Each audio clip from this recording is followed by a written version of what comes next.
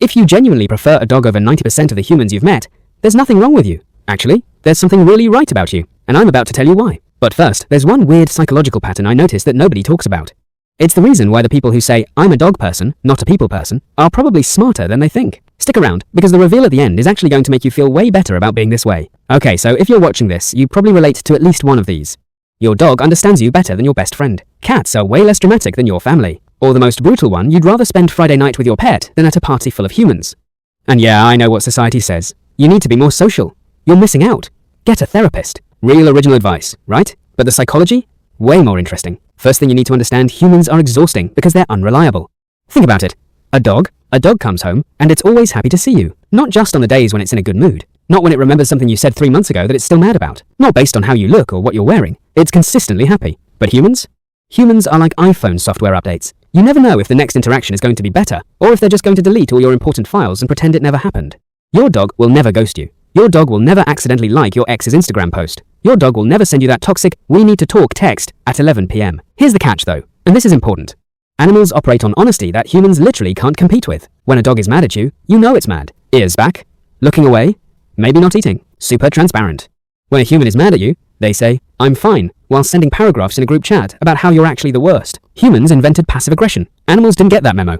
A cat will sit on the exact opposite end of the couch. It won't pretend to be scrolling its phone while secretly hating you. It's just honest. And there's something psychologically satisfying about that. It's called the relief of predictability.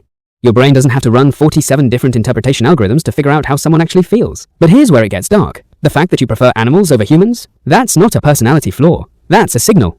And if you stay for the next part, you're going to understand what it's actually signaling about how you see the world. Animals give you something humans stopped giving you a long time ago. Unconditional love, yeah, but it's deeper than that. It's the absence of judgment. Humans judge everything.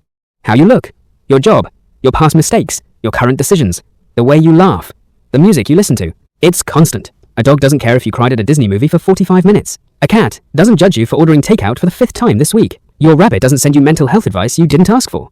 But your friends? Oh, they've got opinions about all of it. So what happens is you start to feel safer with animals. Your nervous system actually relaxes.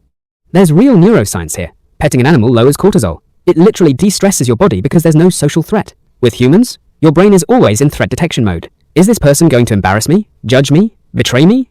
With animals? Nope, just vibes. And here's the part that connects everything. People who prefer animals over humans often experienced inconsistent care as kids. I don't mean abuse. I mean unreliability. A parent who was loving sometimes and distant other times. A friend who was great when they needed something from you, but ghost you when things got hard.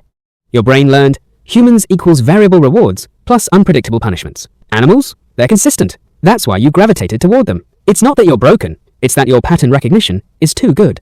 You can see through the BS faster than most people, and that makes social situations feel exhausting because you're constantly monitoring for inconsistency. Now, here's the thing nobody wants to say out loud. Preferring animals over humans is partially about avoiding pain.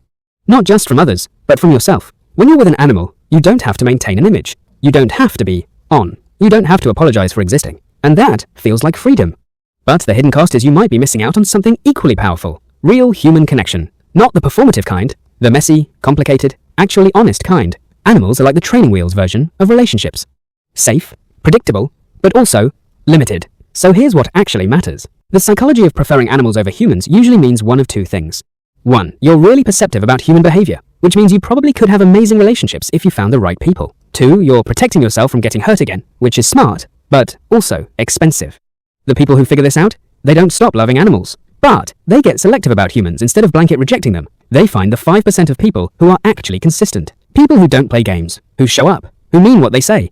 And weird thing is, once you find those people, the connection is deeper than anything an animal can offer, because it's mutual, it's chosen, it's complicated. So the real psychology isn't that you're antisocial, it's that you're standards pilled. You've unconsciously figured out that most human interactions are either shallow, inconsistent, or emotionally expensive. And you decided, nah, give me a dog instead. That's not weakness, that's clarity.